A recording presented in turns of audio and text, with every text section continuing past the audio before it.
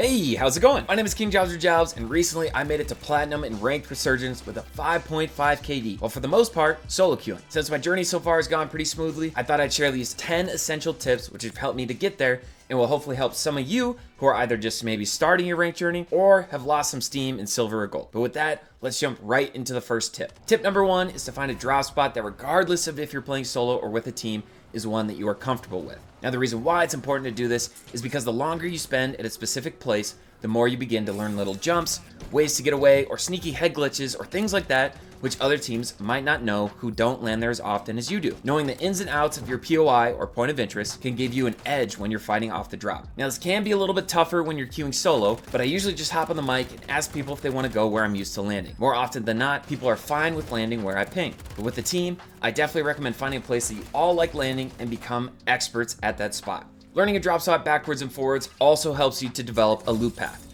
which is a route that you always take off drop to quickly get weapons, money, ammo, plates, and utility right away, quickly and efficiently. Getting all those things as fast as you can is one of the most important things you can do to have a successful ranked match. Moving on to tip number two, while still keeping number one in mind, don't be afraid to fight the second your feet hit the ground. In ranked, you always start with the Core 45 pistol, and unlike normal Resurgence, where your drop pistol can be something like the Tier or the Deagle, which are both terrible for fighting with initially in my opinion, the Core 45 can actually put up a pretty decent fight against other players who might have guns already. Tip number three is to prioritize getting your loadout ASAP. You can do this in a couple of different ways. Option one is just by doing a contract or looting, or if you're feeling a bit more aggressive, you can third party other teams close by who are fighting and take their money. I'd say that usually I stick to just looting up unless there's a good third-party opportunity very close by to me. And this is honestly what I would recommend, even if you're new to the game and especially if you're in low ranks, is getting mixy and fighting some other teams when you can. But any way you choose to do it, getting your loadout as fast as you can is extremely important. This takes me straight into tip number four, which is to always, in every game, buy an extra loadout. Now for me, where I land, I usually get enough money to buy a loadout right around the time the world loadout drops. And what you should do with this other loadout that you buy is try to throw it a decent distance away from the world loadout and also towards the center of zone. Doing this allows you and your team to reset easily if needed. It's very useful to have multiple landing options when you're respawning. However, something to note is if everyone on your team grabs the loadout from the same box, then it will disappear. It doesn't matter if you grab your loadout, die, and then come back. If everyone is alive on your team and you all grab your loadout from the same box, it'll go away. So what you should do to avoid this is try your best to split up who is grabbing guns from each loadout. But don't force it though. If the world loadout lands at a bad spot, it's not worth dying just to keep two loadouts on the map. One extra tip for this is that when you call in your loadout, grab it as fast as you can and then get the heck away from it. The red smoke that comes off of it is just a big beacon for all teams to come and push you. Moving on to tip number five, which is to rotate early in the mid game. So now that we've won the early game due to our advanced knowledge of our drop spot and we've gotten our loadies, we're in the mid game. And in the mid game, rotating early is something that's very good to do. This allows you and your team to get set up in a good spot in zone without having to worry about getting held out of zone by teams who are already in it. Also, by moving early, there's no pressure to move with the zone at your back, which could force you into a less than optimal direction. Tip number six is knowing when and when not to take fights. An example of a place that I despise fighting is the circle or spiral buildings, as it's impossible to tell from the audio which floor or even which staircase an enemy is in. In general, I try to avoid fights in those buildings unless we have numbers on whoever's already in there or I have a UAV in the air. Another great example of when not to take a fight is if you were fighting outside of zone and it's closing in on you soon. In this example, the team we're next to is in the spiral building and the zone is closing soon. I see my random teammates start to push into the circle building, but instead of taking the dumb fight, we run into the graveyard, which is in zone, get set up, and are still in a great spot for endgame. Tip number seven is knowing when you need to fight for a position. Usually, this applies most to endgames where there's a team in a power position and you need to rotate. Here's an example from the same game as tip number six. So after avoiding the fight in circle outside of the zone and setting up in graveyard, the zone eventually pulls to a team that's in the tower.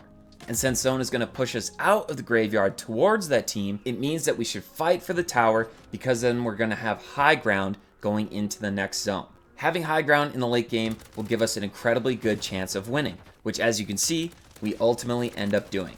Now for my eighth tip, and this is something that I've had a ton of success with in ranked so far, is that I highly recommend running a sniper rifle.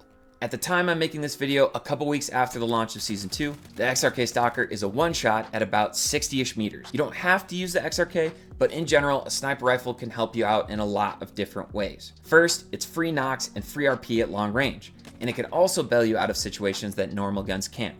For example, if a team is holding you from getting in zone, you have something in your back pocket which can knock or crack someone to give you and your team some breathing room. Next up is my 9th tip, and this is to use good perks in ranked play. Now these are the perks that I recommend the most for Fortune's Keep. Number 1 is Mountaineer, as Mountaineer helps a ton with both escaping and chasing people down who are trying to run from you by drastically reducing the fall damage you take from jumping off of heights. It also prevents you from getting stunned when you fall too far to the ground. The next perk is Double Time, and Double Time is a must in my opinion.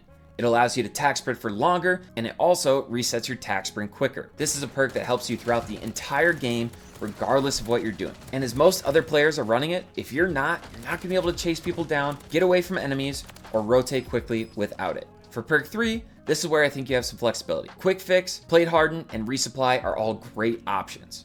I probably wouldn't use anything other than those 3 for ranked. Now me personally, I use Resupply the most as it helps to always ensure that I have smokes on rotation, but I'll bounce around between the 3 depending on how I'm feeling.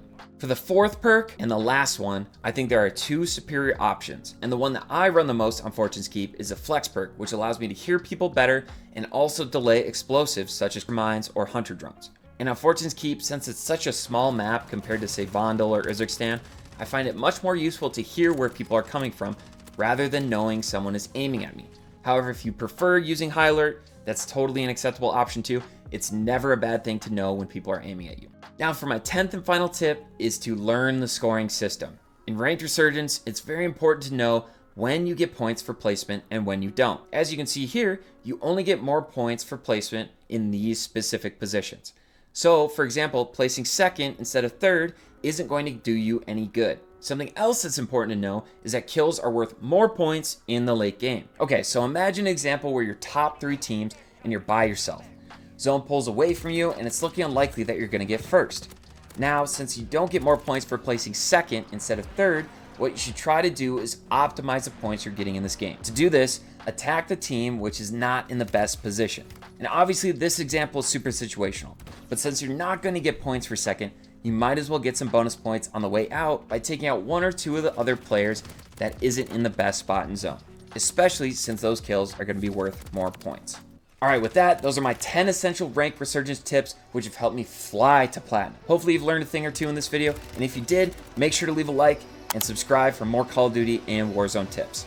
So thank you all for watching, and I will see you all in the next one.